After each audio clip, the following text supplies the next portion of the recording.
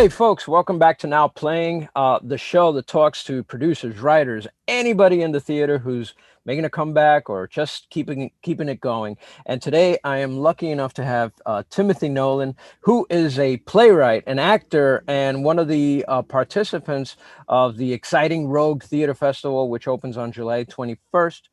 Online, virtually, here in New York. Timothy, let me begin by asking you to introduce yourself. Tell me a little bit about you, your work, and how you got into the festival. I am Timothy Nolan. I am a playwright and an actor. I'm a recent MFA from Actors Studio Drama School at Wow. Pate. We graduated during a pandemic and started our post MFA life during a pandemic.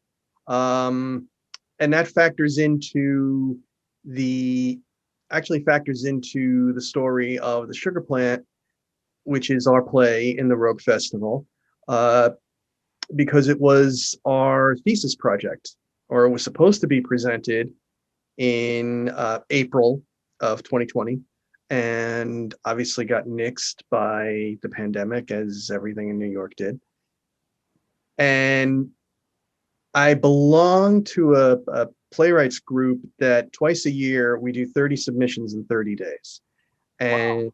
yeah, and that's how the Rogue people came to my attention. Let me interrupt you. When you say 30 submissions in 30 days, as part of this MFA, you created this material and you had to submit it to a bunch of different plays, artistic directors. Tell me about that. Well, no, the binge is a setup where you basically go out and solicit or find 30 opportunities, one a day, That's and great. you share them with the group. And so then everybody kind of benefits from everyone else's work. It's a great setup. It And is. yeah, and that's how, like I said, that's how the Rogue people came to my attention. The play Sugar Plant was not necessarily one I was looking to submit. I had worked up two other plays, two longer plays, and one 10-minute play while I was in the MFA program, and I was mostly submitting those. But Sugar Plant fit the criteria a little bit better, and I thought, well, let's give this an airing and see if anything good comes up, and it did. And we actually get a chance to see it performed. It was interesting because like I said, it was supposed to be done in our grad program, and that didn't happen. But it became the first play that I got to do working with people all in the same room. That's a Uh, pretty incredible experience, right? yeah, it was pretty overwhelming. I really wasn't expecting the reaction I got. I mean, speaking for myself, um, the original cast came back. Fortunately, we were the cast, Chip Rybak and Elisa Alemparte, were in New York, so that we were able to regather. My director is unfortunately stuck in Canada right now, so Sarah Nicole Lang, she's a native of Toronto, and she went back there when the pandemic broke out, and now she's stuck there because of competing Because COVID of policies. COVID and life, right? Yeah, basically, yeah, Pretty much, yeah. throw it in the COVID bucket and be done with it. But she dialed in virtually. We had a great stage manager, our PSM, Kaelin Fuld, and that having her helped enormously because she was sort of our on the ground commander. Uh, and everybody involved in the play, with the exception of Kaelin, is from the program, and we hadn't seen each other in about a year. And now here we Nice. are, all in a rehearsal room together, and it felt appropriate. It felt right. That this was the play that we were supposed to be working on a year ago, and now here we are, and we get to work on it. We get to rehearse it. We get to perform it. We get to Yeah. perform it in theater. Uh, the whole bit. And So it was recorded in yeah, a live theater. right. exactly, What an which was incredible thing. more than, yeah, which was more than sufficient. You know, even if the audience was the Rogue people and myself and and our stage manager, Yeah, but just the very fact of, you know, just going into a theater to rehearse was um, was amazing. You know, something that, you know, I don't want to say taken for granted, because like, usually when you go in an MFA program and you're not like 20 to 30 years old, you don't take anything for granted. So I wouldn't say I took it for granted, but um, just to remember, be reminded what having other humans in the room brings to the process, what can't be replicated over Zoom or the internet. I don't even know we're doing this over Zoom, and this is terrific. But there's just this something about, you know, being in someone else's presence and connecting with them in real life. it is. And yeah, and that's, I mean, you know, if you think about it, that's the bedrock of theater, and that's why, as much, you know, I'm always very impressed by the creativity that came out of the pandemic environment. Um, but that's what can't be reproduced. Yeah, I agree. I think you know, there's been a lot of choices made by different companies, different artistic directors, deciding whether they want to go live and wait for live, or deciding if they want to do sort of a hybrid. Mhm. And I think the hybrid idea is sort of a gift that we can Mhm. say is a silver lining from this whole pandemic. Absolutely. Tell me about the play, the Sugar Plant. Mhm. What's it all about? It uh, it's about these. It's about two people who are married, Michael and Tami. Tami is a painter. She has just scored her first big show, and she's in a funny kind of artistic existence uh, between that first big success and the need to continue to create, and how one is bumping into the other. She's also uh, at her first big show, she met Michael, and they are now married. And they were able, from her show, they were able to get a beautiful place in a new building. And, you know, it's on the top floor and it has great light and she can work there. And basically, it was purchased for her specifications. He's a school teacher. He teaches history to high school students. And he's very he's awed by her talent, and he's very deferential to her. What made you write this play? Like, where was the inspiration It for this particular subject matter? it came initially from a short story I read by Pete Hamill, who was a huge admirer of Pete Hamill, Sure. and uh, it had elements of the setup, but I was like, this is an amazing story that he hasn't done enough with, so I kind of picked it up and took it from there. Um, and the idea being that these, you know, when you're an artist of any stripe, there's always kind of I guess for lack of a better word, an element of magic to what you do, or alchemy, or metaphysics, or call it what you want. Right. Um, you know, um, and in her new environment, that's proving more challenging. What essentially happens is the building they move into has a history, and because she is in touch with, you know, spirits like not of our physical plane, um, it it starts to mess with her work, um, to the point where it endangers their marriage, and each one has to, you know, engender a solution. she has never told anyone um, what her process is, how she came about to being a painter. And she was warned early in life not to tell anybody. You'll lose it.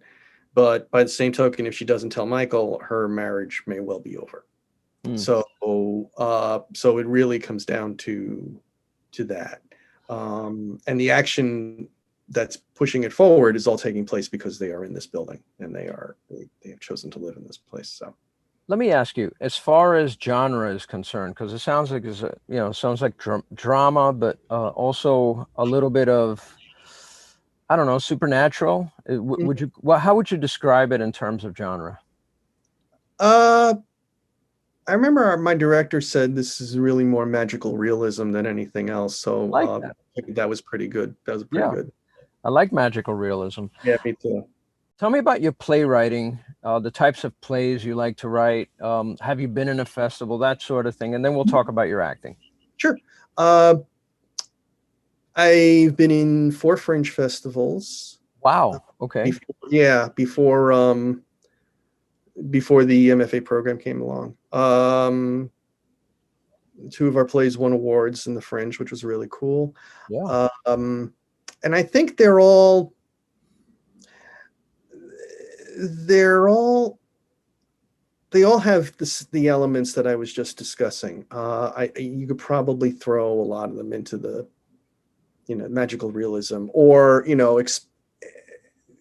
a person living in their brain or soul at the same time they're living in the world, I like and how that swirls together. how it coexists. I like that a lot. Yeah. Now, you said you've done quite a few Fringe, and before I get to your acting, let me ask you about, I guess, I don't want to call it the state of theater festivals, but sort of, the evolution of theater festivals, because there was a time where Fringe was it, Mhm. 200 plus shows, everything was happening.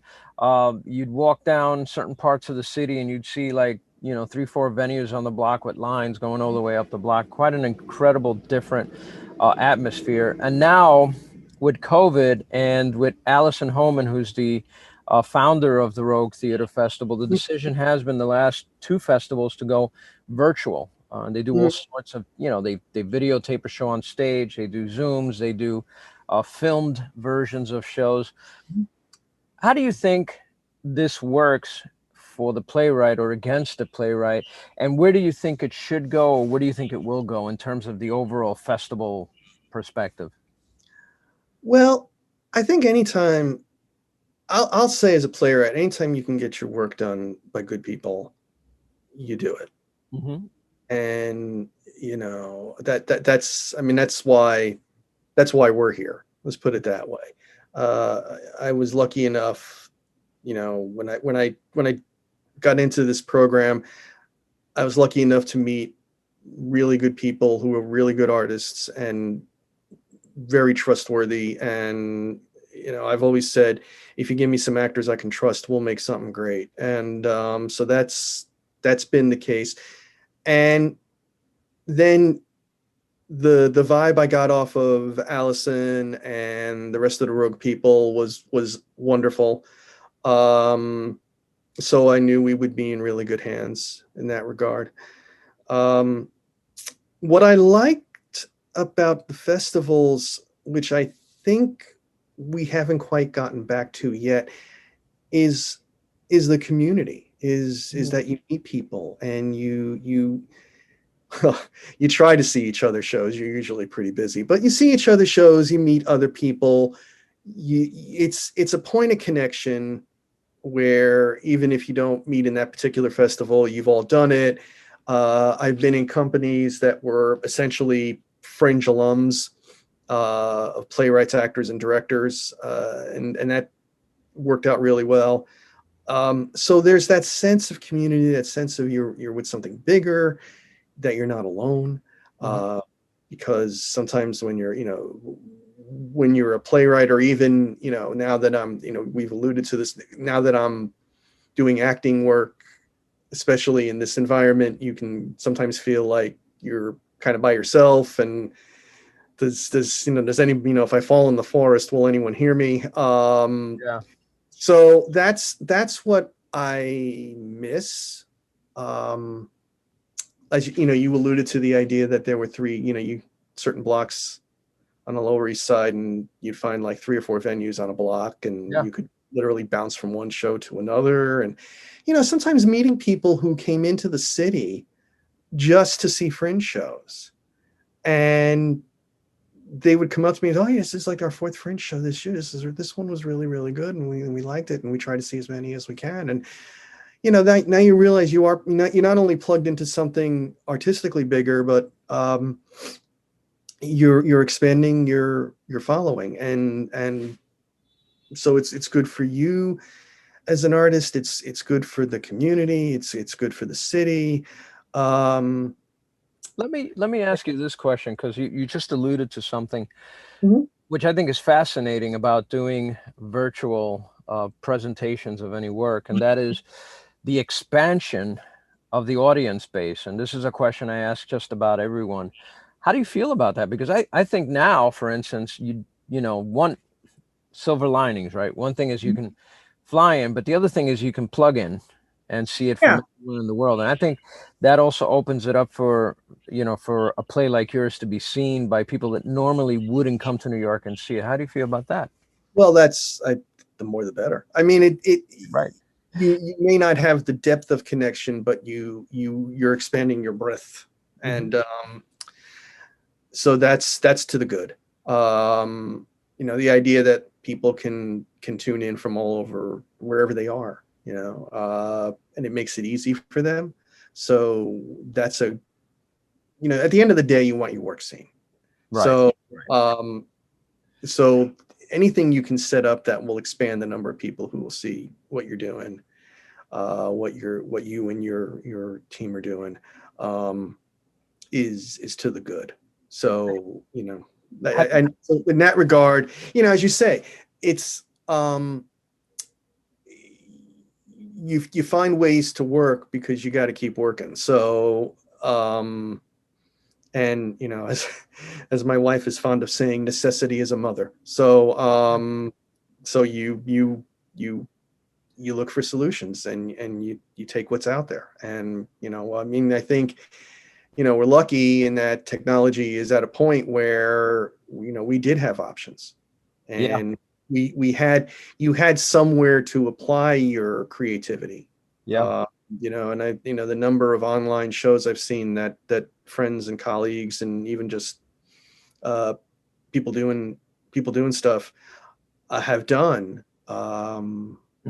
whether they be live Zooms or delayed, on demand or whatever, but actually taking advantage of the medium, not just using it as a substitute I like for that. Yeah, a lot of room. It's remarkable. It's it kind of tells you it's creativity will always triumph. I like that too. These are And good quotes. it's you may not think so, and it usually isn't easy, and it usually isn't pretty, but it will emerge if you stay at it. Yeah, And if you need proof of that, just look at the last year. yeah. Very good quotes right there. It's change, but change is good. Change is not necessarily a replacement to, Mhm. it never has been either. Ever since television, it's going to replace radio. It it goes way back into history that certain things are forever going to replace, but it hasn't happened. So I don't think theater is being replaced. I just think it's evolving, and I think this is a good, clear case of it. Have you thought, just a quick question, but have you thought of taking some of the live performances that you've done and maybe creating them for a virtual universe or anything like that? Have you gotten to that stage yet, or are you just moving forward? I haven't gotten to But, that stage necessarily, but I have. Well, actually, that's not true. Um, we did take a 10-minute play I wrote called E minor seventh, and made we called it Theater is Film, and um, made a, I guess you call it a short film out of it. not, I hesitate to call it a short because it's more, the production values are more theater oriented than film oriented. That said, we did put it out there. It got into a few festivals, won a few things, and it's again, it's sort of, how do I get this scene given the moment I'm in? Yeah. So there is that. Now, I've also been very lucky to fall in with a couple of groups who, again, were determined to keep working and approached me. They said, "Can you write me a 10-minute short that two people can shoot on their phone?" And yeah, and I was like, I know, I agree. I'll give it a go, so we did. One of them just got into the Long Island Film Festival, which was kind of cool. And it was, it's just to keep you working. Yeah. And it's almost like you redouble your effort to stay in contact with people because you're not going to see them every day. Right. And or run into them here or run into them there, or plan a project and that they're all going to be there on date X. So you kind of, it's like, hey, just checking in, I'm kind of sitting at home today all by myself, and what are you guys up to? And so you kind of, well, yeah, I mean, you make the extra effort to seek people out. And since we're all in the same boat, everybody gets it. So it's not it's not unusual, it's not weird. People are like, oh yeah, I'm in the, uh you got any ideas? I'd love to do something. And and I always, especially when I was just starting out, people would say, well, that's what you got to do, you got to talk to people, you got to just um make yourself available out there. And it's always a little awkward, I guess. And but now it's like you could throw all that out the window because there are no rules. We're making it up as we go along. We've been confronted with this situation, and if we work together, we can tunnel our way out. And I think that's been super encouraging. It's in a lot of ways, no exaggeration, it's been a lifesaver, because the abrupt way, when you have stuff in progress and it's stuff you've been working on for a while, and I mean, it literally, on March 9th of 2000, I was in a bar with all my friends. They had just finished their actor showcases. It went phenomenally well. I just sat there. I'm in the playwriting track, so I was just there to cheer them on, but I was just kept toasting to, all my talented and beautiful friends. And, it was that kind of night. It was just that the spirit was amazing. And so when I left, I was walking Sarah to the subway, and we were talking about what the rest of the week was going to look like. And I was like, okay, well, I'll see you Wednesday. It was a Monday night, and I said, I'll see you Wednesday. And then Tuesday, I'm in another class, and the class ends. I turn on my phone, and it's blowing up because they've just canceled all the classes. Yeah. And I'm like, well, now what the hell do we do? and literally, like, it came down like that. Yeah. I mean, I certainly don't. Everybody knows how that happened. There's theater, there's filmed theater, okay, Mhm. and you can call it whatever you want. It's a sort of a Mhm. hybrid between film and theater. Then Mhm. there's film. Mhm. And I think it used to be very clear one or the other, Mhm. but now you actually have different, levels. Like, for instance, I actually took a monologue that one of my clients wrote, and I created into a short mini filmed version of that monologue. Mhm. I took another work that was written as a play, and did it sort of like a hybrid. So I think a lot of folks are doing that. How do you feel about that? Because I personally, I think it's great fun to be able to do that, not just for the benefit of getting your work out there, but as far as the technology, as far as the approach to it, you know, your director's approach to taking that material and doing that kind of work with it. What kind of feedback have you gotten, or do you feel about that type of work? Well, it is great fun. I I I I like that you described it that way because that's the best description. It you know, what we do is really hard work. If it wasn't fun, there would be absolutely no Yeah, reason right. to do it. Um, I think because I've actually thought about this a lot in terms of, um, if you do stuff online, is it theater? Hmm. This is from, because I had always been a little more dogmatic in the no, you have to be in the, I mean, especially for me, because I'm sitting here writing plays with the idea that like you have to be in the room with the action. Yeah, that's the whole point of this. Right.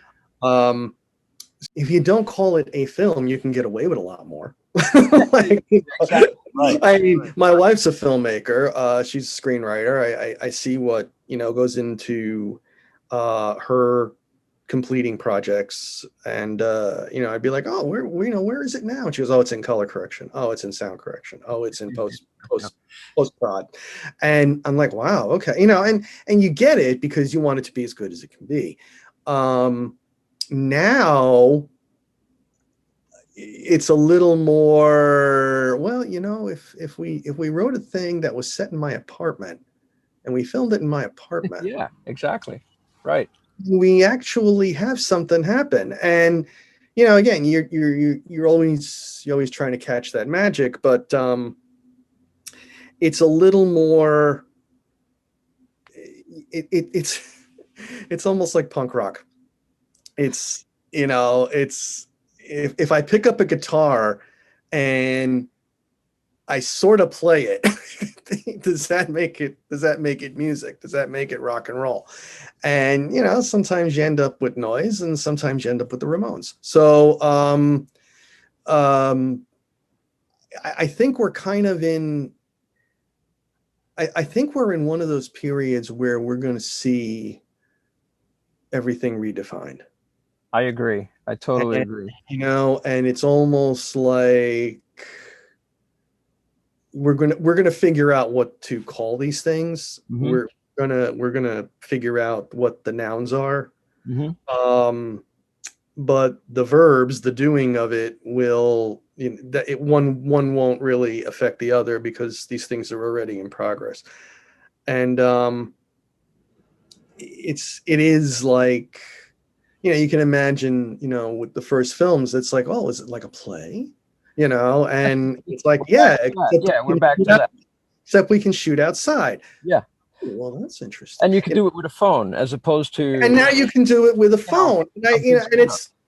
it is funny because I had a teacher at ASDS who said, well, you guys can shoot stuff on your phone now. Yeah. And my first thought, because all our my young colleagues were like, oh, that'd be cool. And my first thought, because I'm old and cynical, is like, well, that's gonna look like hell, or what. No, not. And then you get into it and you're like, okay. And I mean, I never imagined, and again, partly it was just due to um you're holding on to your sanity, but there's also that idea of like, let's try stuff, Yeah. without, because you can get into, you can, I've been very susceptible to this. You can get so into the definitions and the dogma of this is this and that is that you start thinking, well, if I can't do this and I can't do that, then I'm kind of screwed, or I got to go find somebody But it's storytelling. best. And yeah, at the end of the day,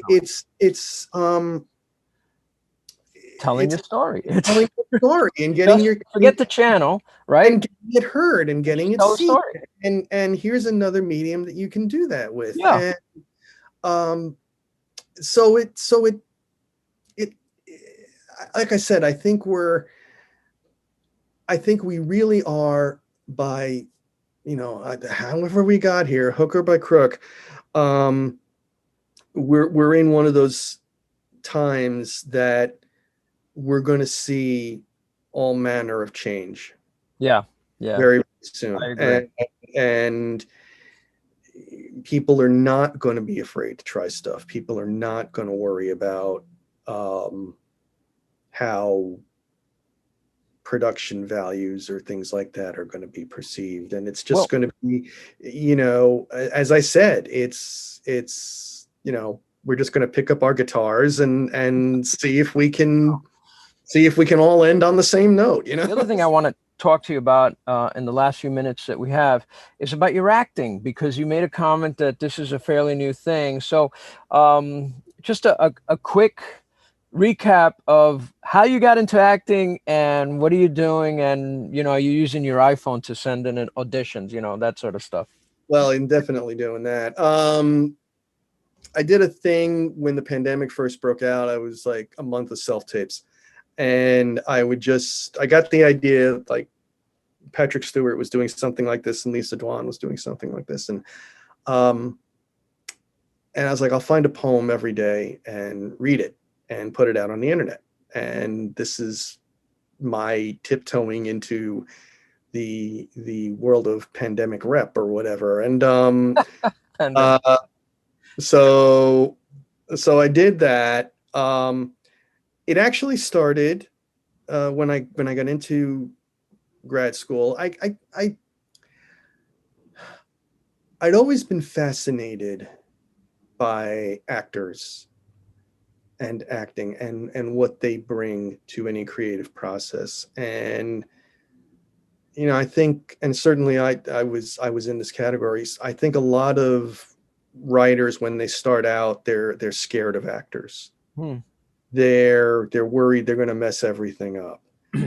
And I was lucky enough to learn early on, by falling in with a good group of actors, uh, that the truth is exactly the opposite. That you want to have something read, and you want the actors to tell you everything they're thinking. Mm-hmm. And it's good on so many levels, because it starts to separate you from the project a little bit, and the project starts to take on a life of its own. And you don't feel like every little change is going to kill your child. Yes. A lot of us fall into, for Yeah. sure. And B, the work just gets better, because as we said in school, best idea wins. So I had always, like I said, I've been fascinated by actors and acting and that process and what they bring to it. Um, when I started at ASDS, at Actor Studio Drama School, to me it was like I'd hit the lotto, because now I'm in a room full of like 30 talented actors, and anytime I write something, they'll be like, "Oh, I'll read it," and I'm like, "This is amazing." And also, while I was there, the acting classes are required, even if you're Oh, they are. there. Okay. Yeah, even if you're there under the playwriting track or the directing track, you have to take basic tech, you have to take scene work. And I had never done anything like that before, and I, um, I, I had to really adjust my mindset, because I'd always been a very literal thinker, and I had to learn to get out of my head. But um, it helped the writing enormously. And I thought, well, the more acting I learn, the better writer I'll be. So I, glommed onto as many of those classes as I could.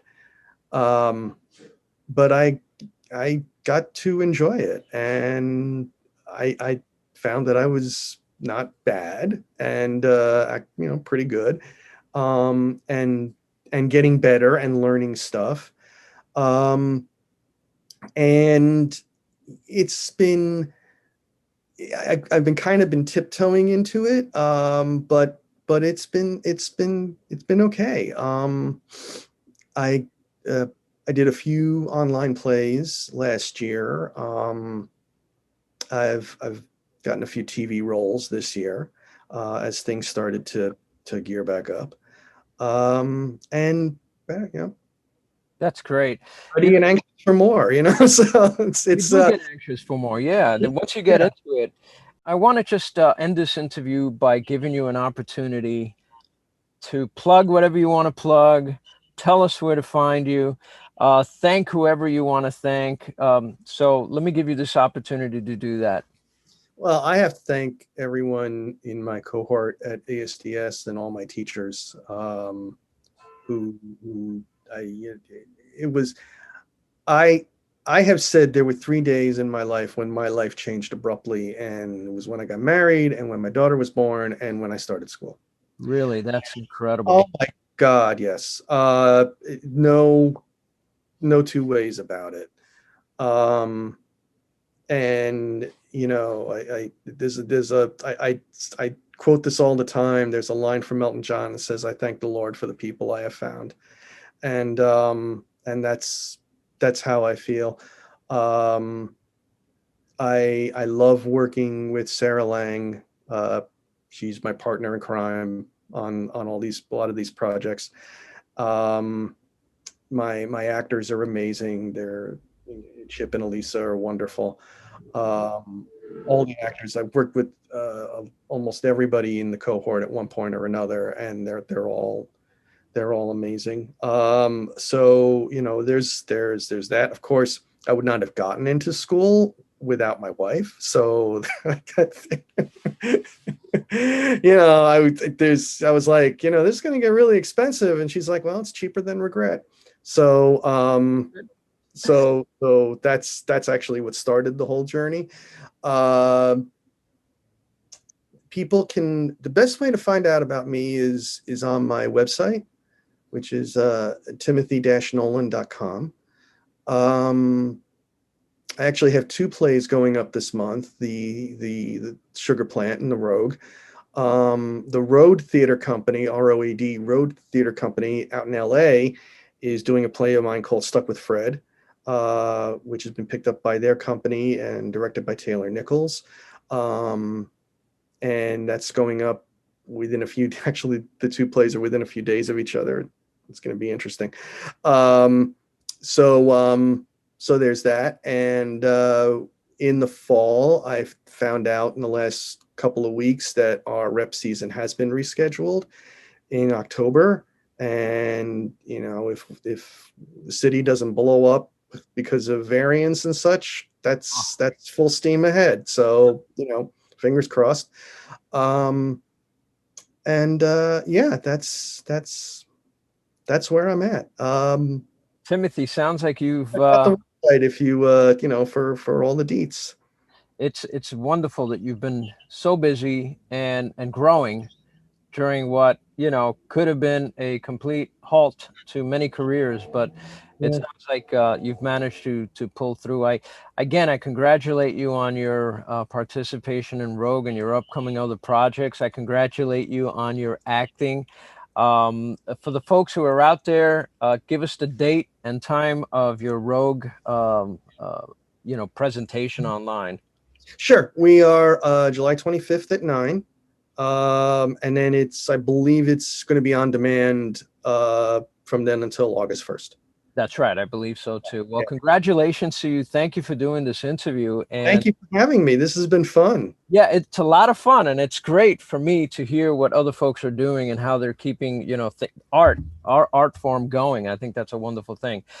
So Timothy, thank you very much. And for the folks out there, please support live theater, virtual theater, any kind of theater or hybrid, whatever you want to call it. See stuff. Yeah. See the sugar. What's it called? The Sugar Plant. That's right. The Sugar Sugar Plant. Plant by Timothy Nolan, and we'll see you at the next Now Playing.